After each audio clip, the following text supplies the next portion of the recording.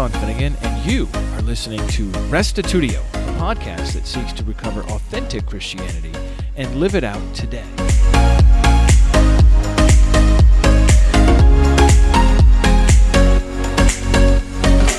Last time we surveyed 500 years of New Testament textual criticism. Today, we address the process by which these scholars have done and continue to do their work. We'll see how they weigh internal and external evidence. We'll cover reasoned eclecticism, the refined documentary approach, the computer-driven, coherence-based genealogical method. And don't worry if these terms all sound meaningless to you right now. That's why we're going to cover these in this episode. Lastly, we'll see what resources you can access, whether you have Greek knowledge or not. We have lots of excellent English resources available these days to find out the inside scoop on what's going on with a particular New Testament verse. Here now is episode 339, part 10 of our How We Got the Bible class, New Testament Textual Criticism. Last time we looked at the 500-year history of how textual scholars have gone about reconstructing the New Testament. Today, I want to get into the methods that they use to do that. And this is important for you to understand. I liken this class period right now to a scene from the Karate Kid movie, the original, where Mr. Miyagi, this old wise man, is teaching this young punk teenager from New Jersey how to fight. And instead of actually teaching him moves, he says, I want you to wax the car. And so he waxes it on, and then he waxes it off, and paint the fence. He paints it up, and he paints it down, and scrub the deck, and do all this manual labor. And this teenage kid from Jersey, those of you who've seen the movie, he's so frustrated. He's like, "This is so dumb. Why am I doing all your housework? You're supposed to be teaching me how to fight." And then this chilling moment in the movie happens when Mr. Miyagi says, "All right, show me wax the car," and Mr. Miyagi throws a punch at him, and the kid blocks the punch. And so I think this is really where this is going to happen for us, especially next time, where we get into specific examples of verses that are different in the manuscripts that make a difference in our translations. But we are still in the wax on, wax off phase right now, and I don't want you to get discouraged by any of the technical terminology that we need to use as we make our way through here, but it is important for you so that you can have that Karate Kid moment yourself in our next class together. So to get started, do you remember episode 4? Episode 4, we looked at determining the best, and I mentioned these are all the different kinds of scribal errors that somebody could possibly make. And we looked at all these different ones in light of the transmission of the Old Testament. Well, as it turns out, the New Testament is not that different. There are some of these that are no longer relevant for the New Testament. For example, confusion of similar letters. I mean, you have that maybe a little bit with Greek, but it's just nothing like Hebrew. Hebrew, like all the letters are, variations on a box. So, I mean, some of them are so incredibly similar. Whereas in Greek, they tend to be a little bit more different. There are some ambiguities, but not nearly as much.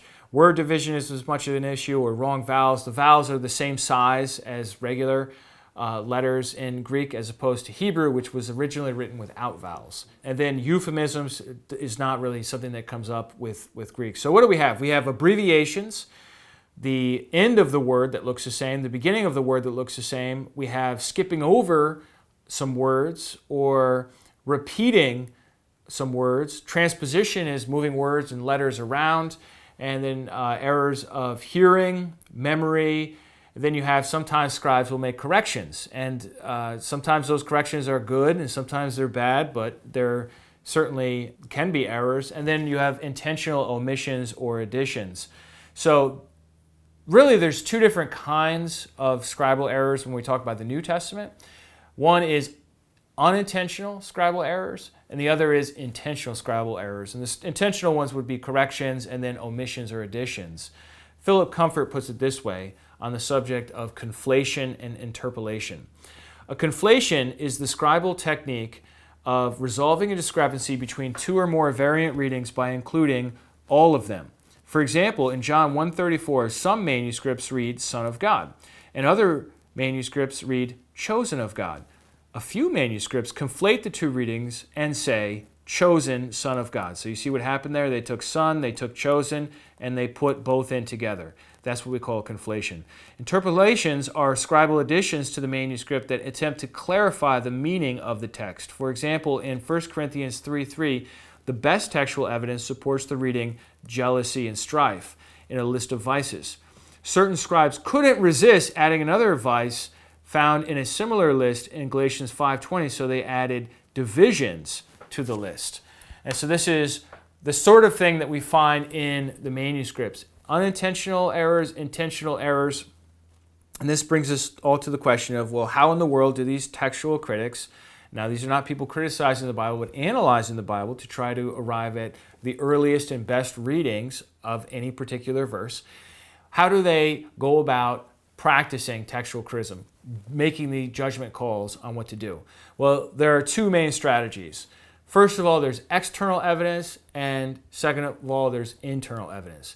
External evidence is looking at certain manuscripts as being more legitimate, more important than others. For example, Tischendorf, just after he found Sinaiticus, he just like judge everything based on Sinaiticus. This is the New Testament. Like maybe it has some mistakes, but other than that, like this is pretty much it. And so he would use that as the measuring stick for other manuscripts that he happened to have. Westcott and Hort kind of did a similar thing with Vaticanus, where they're like, no, Vaticanus is really where it's at. So like if it doesn't line up with that, then it must be an error. And so how do you do that? Well, you figure out these different manuscripts, you figure out which ones are the best, and then you judge everything else based on them. That's external evidence. Then you have internal evidence. Internal evidence is where you look within the manuscript itself to see what you can figure out. So here's an example of some criteria, some rules of textual criticism. And there are more than this. This is just simplified list for you. Number one, if you have two variations that differ on a particular verse, right, the shorter reading is preferred. Number two, prefer harder readings. Scribes were more likely to smooth things out than to make them harder, more difficult. Number three, prefer reading that accounts for others. Number four, preferring reading that conforms to an author's style and vocabulary. If you have a variant, let's say the example of Jesus Christ. Let's say in an epistle, everywhere else in the epistle it says Christ Jesus, or it just says Christ, or it says Lord. And in this one place it says Jesus Christ instead of Christ Jesus. You would say, that's unusual. Now, if there aren't differences in the manuscripts, you wouldn't be bothered by it. It's just, it is what it is. But if you have other manuscripts that have Christ Jesus there instead of Jesus Christ, you'd be like, And obviously this is the kind of variation that's very insignificant, but I'm using it as an example for you. Number five, prefer reading that lacks conformity with parallels, the Old Testament, liturgies, later doctrinal concerns. This is the idea of scribes wanting to change things to conform them to other standards that they have, whether it's an Old Testament quotation in another gospel that's recording the same incident, or their own personal church experience, or doctrinal concerns. So this is just 5 quickies from adapted from Eldon Epp's article, The Eclectic Method in the New Testament Textual Criticism. Two scholars could look at the same text, the same issue, and come to 2 different conclusions, even though they're using the same criteria of discernment. That's problematic, wouldn't you say? So say, for example, a reading is longer, but conforms with the author's style and vocabulary. One scholar might say, well, the shorter reading is preferred, so I'm going to go with the shorter reading.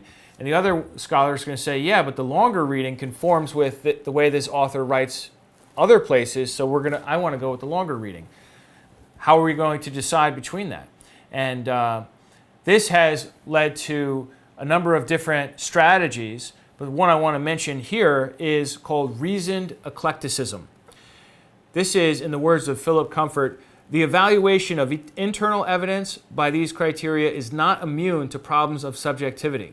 Quite often, 2 textual critics using the same list of principles to examine the same variant unit will not agree, because each textual critic has his or her own subjective biases, and this is really the issue, bias. It's hard to fight your own bias. Neither external evidence nor internal evidence can be given absolute sway in all circumstances.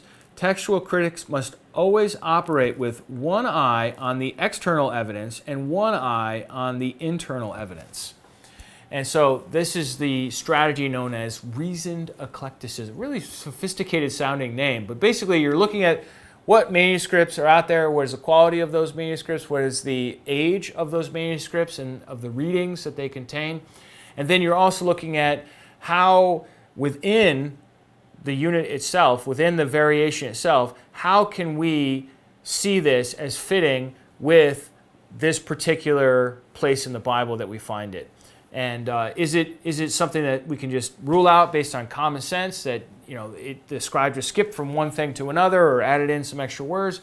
Or is it something that's more complicated that we need to think more deeply about? In addition to this, Philip Comfort does go another further step into what he calls refining the documentary approach. And he does this by privileging premier manuscripts. He writes, an eclectic approach that gives greater weight to external, documentary, evidence is best. Such an approach labors to select a premier group of manuscripts as the primary witnesses for certain books and or sections of the New Testament, not for the entire New Testament, since each book of the New Testament was, in its earliest form, a separate publication. Once the best manuscripts for each book or group of books in the New Testament are established, these manuscripts need to be pruned of obvious errors and singular variants. He's saying that what you want to do is you want to find your absolute best manuscripts, like for example P75, super nice manuscript, every reason to think that it contains very high accuracy rate of integrity of the text, right? It doesn't have the whole Bible, but it has a good portion of the Bible. So Comfort's going to say, all right, P75 is like a star manuscript. It's a premier manuscript. But there are some obvious mistakes in there, so he prunes those mistakes from that manuscript and then uses that manuscript to judge other manuscripts that contain the same verses in it. He goes on, then these should be the manuscripts used for determining the most likely original wording. The burden of proof on textual critics is to demonstrate that the best manuscripts, when challenged by the testimony of other witnesses, do not contain the original wording. Of course, internal criticism will have to come into play when documentary evidence is evenly divided, or when some feature of the text strongly calls for it. And on occasion, it must be admitted that two or more readings are equally good candidates for being deemed the original wording. So this strategy actually harkens back more to what we saw with Tischendorf and Westcott and Hort, where Comfort is arguing for selecting certain manuscripts. Of course, what Comfort has available to him is 130 plus papyri that Tischendorf didn't have, that Westcott and Hort didn't have. So instead of picking Sinaiticus or Vaticanus as his star manuscript, he's going to recognize those as star manuscripts. But then he's also got superstar manuscripts that go back even earlier. And what he's doing is he's constantly privileging older quality, because you have old sloppy stuff too, and he's not going to include those as premier. Old, super quality, well done manuscripts, he's going to prioritize them and then judge others based on that. And so that is the style that we see with the Tyndale Greek New Testament. Very similar kind of style where they're only going to look at certain of those manuscripts in how they get things done. We'll come more to that in just a little while here. All right, so you might be asking yourself, all right, Sean, this is all sounding very complicated, especially when you've got all these thousands of manuscripts, you have all these thousands of places where there are little differences between them. Can't we just use computers? That's a good question. Can't we just use computers? Well, since the 1980s, the INTF has worked on that very issue under Kurt Aland's leadership. I mean, think about it, the 80s. What was a computer even like in the 80s? I mean, it was big, had that big bulky monitor, right? That clicky keyboard. And originally, I don't even think we had a mouse on most of our computers back then, right? Maybe if you had an Apple, you would have a mouse, but a lot of the regular PCs didn't have, so this is the kind of computer we're talking about. And it's very, very basic. The internet's not invented yet. A lot of stuff isn't invented yet, but there is an intuition that Aland has in the 60s, 70s, 80s, especially coming in the 80s and then into the 90s, that, hey, we need to take advantage of this tool to help us figure this out, because none of us is smart enough or has enough time to keep all of this in our heads all of these differences, all of these manuscripts, it's just too much for any one person to handle. We need to put them into the computer. So Alon had traipsed around the world photographing these manuscripts in the 60s and the 70s, had brought them all back with him to Munster and had put them on these microfilms. But now his big idea and the INTF's big idea was, all right, let's transcribe them. Let's type these manuscripts in, because they're pictures, but we can type them in to the computer and use the computer to start help us collating, lining things up by verse, for example, with these manuscripts, and help us to figure out where, let's say we have a fragment and we're not sure what part of the Bible it goes to. We can use a computer can figure that out in like a few seconds. Whereas for a person, like if I give you like half of a word, can you tell me like every place in the New Testament that occurs? Right? That would be really challenging. And so they start using computers to help figure things out. And later on, the INTF developed a computer program to analyze the variants. And Barbara Alon supervised the publication of the first, what's called the Editio Critical Major in the year 1997, the Epistle of James. And here's a little bit about that from their own website.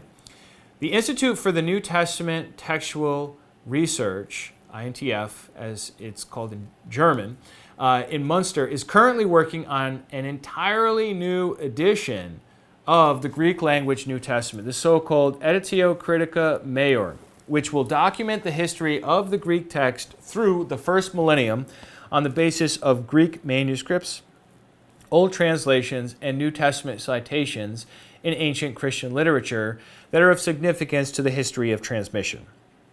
This edition, therefore, also provides information for answering further questions. How does a text change over the course of history and why? How was a text received in the early Christian era? The original biblical text was also reconstructed once more in this connection with a newly developed method, which is called CBGM. I'm going to get into that in a minute.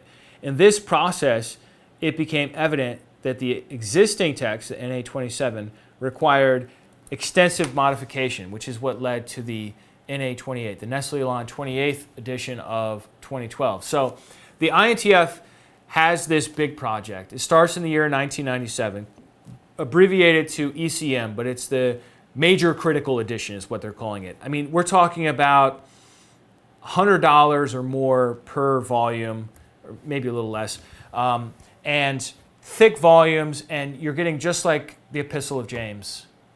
And what's in there? Well, it's the text that they think is the correct text, but then there's a whole list of manuscripts that support various readings all throughout based on 1,000 years of Christian history. So the INTF is using computers, and they're using, and they're on this project of the ECM that started in 1997, and what they say is that they're going to finish it by the year 2030. They've already made some significant progress. That's why we have a 28th edition instead of a 27th edition, because they already changed some things, about 34 changes. And then we can expect more changes to be coming out in subsequent edition in the future. Now, I want to get into their method with you a little bit because it is new and a lot of people are confused by it and some people criticize it, and I want you to be aware of what it is. It's called coherence-based genealogical method, and this is abbreviated to the CBGM. Here's a little statement by Peter Gurry, who did his dissertation on the CBGM. And this is the method, once again, that they're using in the computers at the INTF. The CBGM offers a unique application of computer technology to the long-standing problems presented by contamination. The CBGM offers one of the most significant recent developments in New Testament textual studies and deserves greater attention from those who study the Greek New Testament. I want to talk to you about contamination. Contamination is where you're trying to figure out, does this manuscript depend on this manuscript over here? It's all about genealogy, right? So how do you figure out contamination? Contamination is where you can't say this one just depends on this other one here because this manuscript actually has dependencies on 3 different manuscript traditions, because let's say he used the Gospels from one manuscript, but that manuscript didn't have the epistles of Paul in it. So then he used a different one for the epistles of Paul, or maybe use 2 or 3 or 4 different manuscripts to create his manuscripts. That's what we call contamination. So we're not talking about mistakes or anything like that. We're talking about a confusion of the transmission that makes it hard to figure out, wait, which one of these was before the other one? Because a lot of times we really don't know that. And that's the whole goal of coherence-based genealogical method, is to figure out the genealogy of the manuscripts. You know about genealogy, right?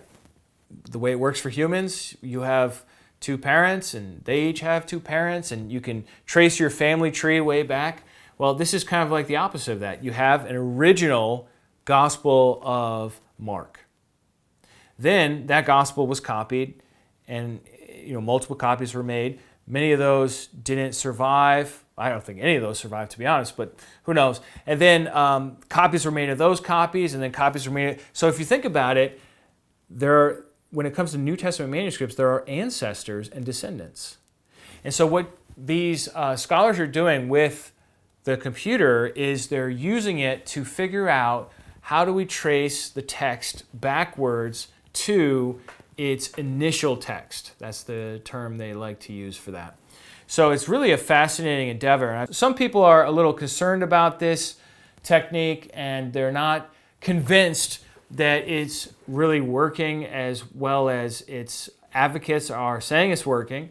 But regardless of people's criticism, it's going forward at full speed. So, and really the main issue, one of the main issues, other than contamination, one of the main issues that the CBGM technique is answering to is this phenomenon where you find a late manuscript. Let's say you find a 9th century manuscript. Chances are that is going to have lots of scribal errors in it that have been collected over many centuries, and it's going to be less accurate than, say, a 3rd century manuscript. However, imagine this scenario for a moment. Let's say in the 9th century, the scribe, who was probably a monk, probably very concerned, very focused, has a 2nd century manuscript in front of him. Let's say he has an accurate 2nd century manuscript in front of him. It's falling apart. It's about to perish. And he says, I'm going to copy this in perfect cursive, minuscule print on this beautiful vellum manuscript dyed purple or whatever. I'm just making this up. But let's just say that's a scenario, right? So that 9th century manuscript could potentially contain a 2nd century text, even though it's on a 9th century piece of leather. You see what I'm saying? This is the sort of thing that CBGM is designed to take into account, because they're not interested in the age of the manuscripts. They're interested in the influence of the text itself. So the text is, in a sense, divorced from the physical reality that encased it. And then the text is lined up against other texts, and the computer analyzes what it calls coherence, which is another way to say similarities and differences between these manuscripts. So they have pre-genealogical coherence, which is where they take 2 manuscripts and they compare them. They're like, all right, what percentage of these 2 manuscripts is the same? What percentage is different? And on average, it's something like 87% of any 2 manuscripts is the same. But then they look at that 13% and they're like, all right, so let's go case by case and see, in each case where there's a difference, can we establish a direction, what's called a stemma, a direction of flow? Is this manuscript more likely, is this reading in this text more likely to be an ancestor or a descendant of this other text? And that's where, not the computer, but the scholar goes through and makes those decisions and feeds them into the computer. And then the computer generates a more sophisticated, basically, family tree of the situation that the scholar can then work with and tweak and so on. So it's really not an automated system, CBGM. It's more like a computer and human synthesis kind of situation, and really is an interesting new technology. Now, as I mentioned before, this is fairly new technology. It's mostly just 21st century. And really all they had accomplished was what they call the Catholic epistles, or what many of us who are not Catholics would call the general epistles, like James, Jude, 1st, 2nd, and 3rd John, 1st, 2nd Peter, these kinds of epistles.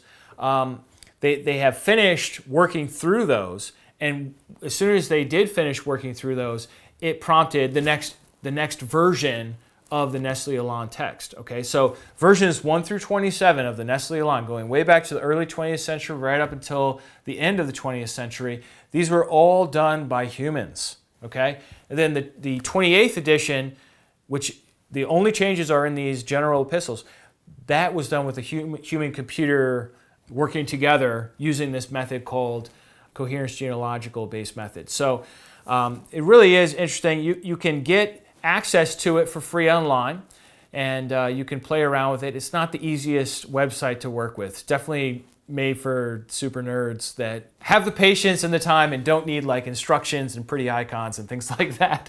It's very rudimentary in that sense, but very powerful as well. Now they have finished the book of Acts. They've just finished that, and now they're working on the Gospel of John. So, like I said, they're planning to finish this, the ECM, the entire New Testament, by the year 2030. And this is going to lead to some new English translations, I'm sure of it, which is not necessarily a bad thing. I know, like, all of us, we have like our Bible version we love and we use, and we wake up and we spend time with God reading the scriptures, and we love that version, right? But what do you want? You want tradition or authenticity? What do you want? Like, why wouldn't we use computers? You use computers at your job, so we can't use computers to figure out what is the earliest and best reading for the New Testament? It makes sense to me. But not everyone's convinced of that. The Tyndale House people, as I mentioned before, this is the Tyndale House New Testament here.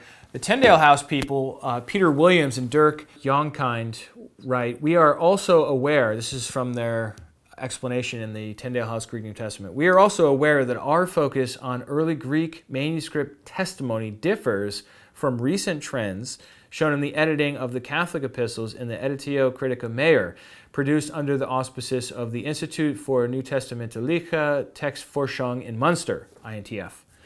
We acknowledge that at times a late manuscript may contain a text that is logically prior to and ancestral to that in the earliest extant manuscripts." That was my example earlier. "However, our aim has been to produce a text with a high degree of directly verified antiquity so that users of this edition will have the benefit of knowing that any reading printed in this text rests on early testimony." What the Tyndale House people are saying is, we don't buy the CBGM. We are not going to base our Greek New Testament on the text as an abstracted reality from the manuscripts that then the computer is going to analyze and determine who are the ancestors and the descendants. We're not going in for that. We want to know that the manuscript is from the first 5 centuries. So they're not looking at the second 5 centuries very much, maybe a little bit, but really focusing on the first 5 centuries. That they're going to generally exclude that 9th century scenario where you have a later manuscript that is written an accurate copy of a super early manuscript. They're just not going to worry about that. They're just going to focus on the early stuff and put their weight on that. And so this is presented to us. Now we have 2 very different styles of Greek New Testaments. And to be honest, I think it's a good thing. I think it's a good thing to have competition and to have people approaching it from different angles. And again, we're not talking about huge difference. You're not going to like read in one of these Greek New Testaments that suddenly Judas is the good guy and he saved the day. And in the other one, you're not going to read that Jesus, was a womanizer or something bizarre. These are not the kinds of differences I'm talking about. I'm talking about spelling differences. I'm talking about word order. And in some cases, about 5%, I'm going to get into the exact numbers in just a second with you, we're talking about things where we really aren't certain about which way it should go. So let me talk to you about how you can access this information. First of all, English, right? Let's say you read English and you want to get in on the game. You want to know, Sean, what are the manuscript differences? How do I know which is which? The number one way I would say that you want to get that information would be to buy yourself the NET, the Net Bible. It is an excellent translation, a bit outdated now. I think it was done in about 1996. But what's so great about the Net Bible is that it has 60,932 translators' notes that will tell you what's going on behind the scenes where there is a difference in the manuscripts that matters. again, 99, I don't know what percent, some huge percentage of differences in the manuscripts are completely irrelevant and can't even be seen once you translate into English. That's not what I'm talking about. I'm talking about the ones that do matter.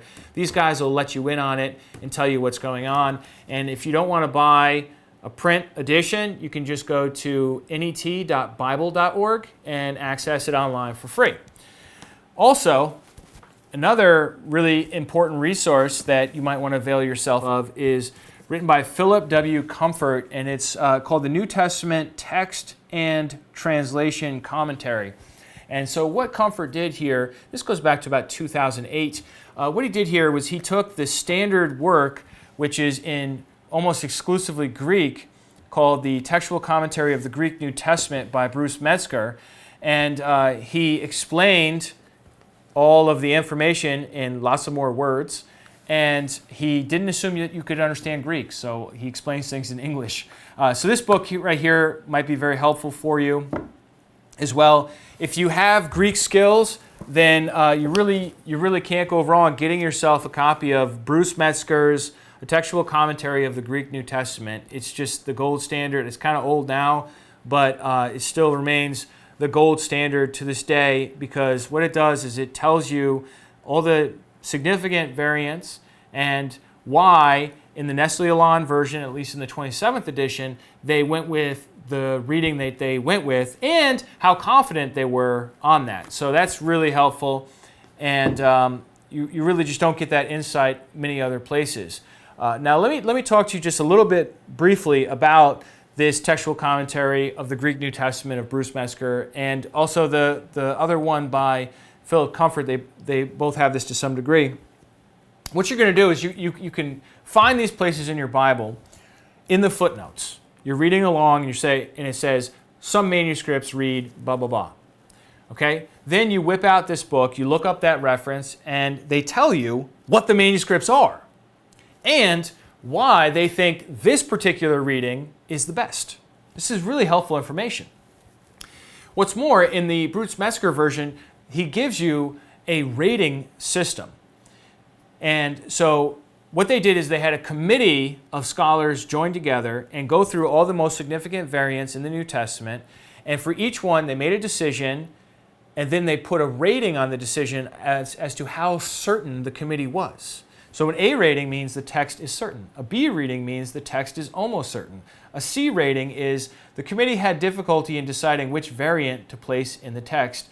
And a D reading occurs only rarely, only 9 times in the entire New Testament, and it indicates that the committee had great difficulty in arriving at a decision. These ratings tell you how confident they were which manuscripts were correct in any given case. So, for example, in the New Testament, there are 7,941 verses. And out of that, this book only contains 378 variants that are rated at C or D. In other words, 4.8% of the New Testament, there's any question about certainty. The other 95.2%, they're like, yeah, we know what it means. We know what it says. There's not a question here. So I don't want anybody freaking out. And it's only 0.6% where they give it a D rating. They're like, we don't really know which way. But these are the places where in your Bible you're getting those footnotes and they're saying other manuscripts read. And so we have the information. It's just a question of how can we be sure which way to go in that 0.6% or that 4.8% if you want to include the C readings. Now, I realize that was a lot of information, but I'm convinced that the New Testament that we have right now and that is coming out in subsequent years as more of this work is done, and what we already have, is actually better than what anyone had access to 1,000 years ago or even 1,500 years ago. What I'm saying to you is that you could get in a time machine today, travel back 1,500 years in the past, and this Greek New Testament we have today is closer to the original, to the earliest initial text than what they had in the year 500. Well, Sean, how could that possibly? They were so much closer then, right? Yeah, but they didn't necessarily have access to all the different information then. If you lived in one place, you had whatever that one place had. Now we have access to information from a lot of different places, and especially we have access to information from the 2nd century from the 3rd century, from the 4th century. We have hundreds of manuscripts from this period. So yeah, our New Testament is in better, I know it's the 21st century, but it's in better shape in the 21st century than it was in the 5th century. I don't know how far you can go back, because eventually you're going to get to people that actually had really, really close Bibles to the time of the apostles. But I don't want you to lose heart. Our Bible's in great shape. It's really incredibly preserved with so many different copies. But at the same time, this work does continue on, and we are refining and refining and refining, making these little adjustments, getting closer and closer to what the apostles originally had produced and then was copied down. Now, next time we're going to look, this is the wax on, wax off moment.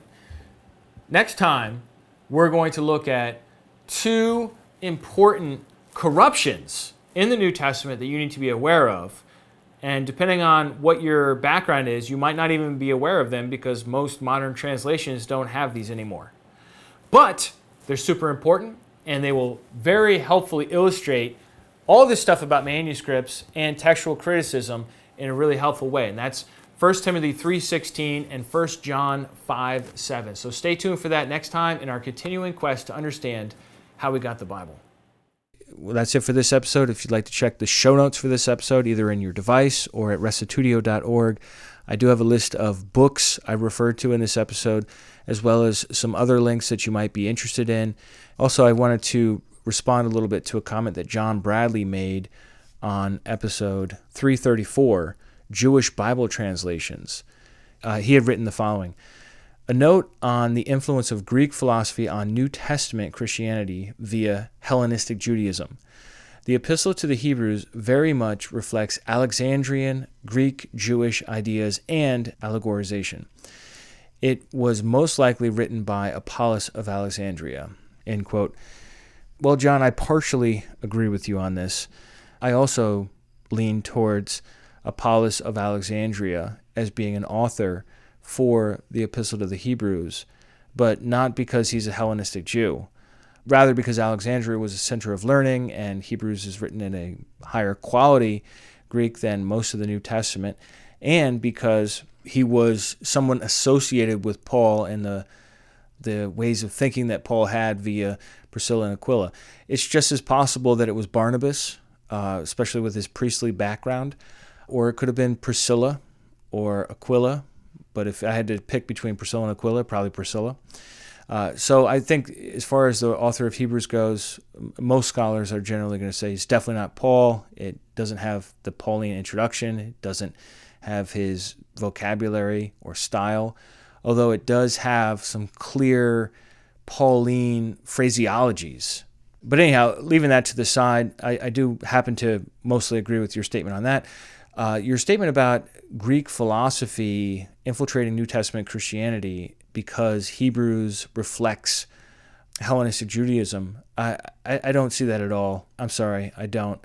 When Hellenistic Judaism infects Christian theology, we get allegorizing away the entire law. There's no longer even a primary meaning of it, as in the Epistle of Barnabas and some of the other early Christian literature that we have, especially in the 2nd century and the 3rd century.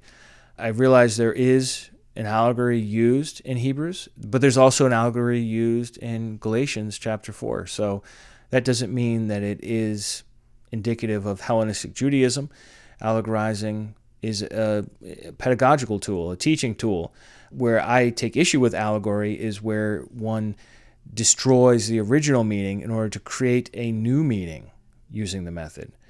Second of all, this idea that often gets trumpeted that the Jerusalem that is above is a reference to the pleroma of Plato, as in his Timaeus, where there's this realm of the forms and everything is idealized there and then comes into existence on the pattern of that when the craftsman does his work. I mean, look, that's just not what Hebrews says either. It could just as well be that there is a heavenly throne room, a heavenly realm where God and his entourage are present and where he receives worship, and that the earthly one is a pattern after that. I mean, it doesn't necessarily mean that Hebrews is Hellenistic. Maybe there's some other reasons that John or some others know that push this argument that Hebrews is a Hellenistic document. It certainly is written in the Greek language, I'll give you that, but it is a super Jewish epistle, and its concern is very much with the sacrificial system, with explaining how in the world Jesus' death can make sense of everything, how the old covenant relates to the new covenant. This is a thoroughly Jewish sermon, I would say, and a piece of literature aimed at persuading Jewish Christians not to go back into Judaism, but to stick with Christianity, because Jesus is better than the angels, Jesus is better than Moses, Jesus' covenant is better than the old covenant. He is founded on better promises. He's got a superior priesthood after the order of Melchizedek, and so on. So that's my take on it. I'd love to hear more from you or anyone else that has more thoughts on that subject. Come on to episode 334, Jewish Bible Translations, and leave your thoughts there. Thanks, everybody. If you'd like to support Restitutio, come on to restitutio.org. We'll see you next time, and remember, the truth has nothing to fear.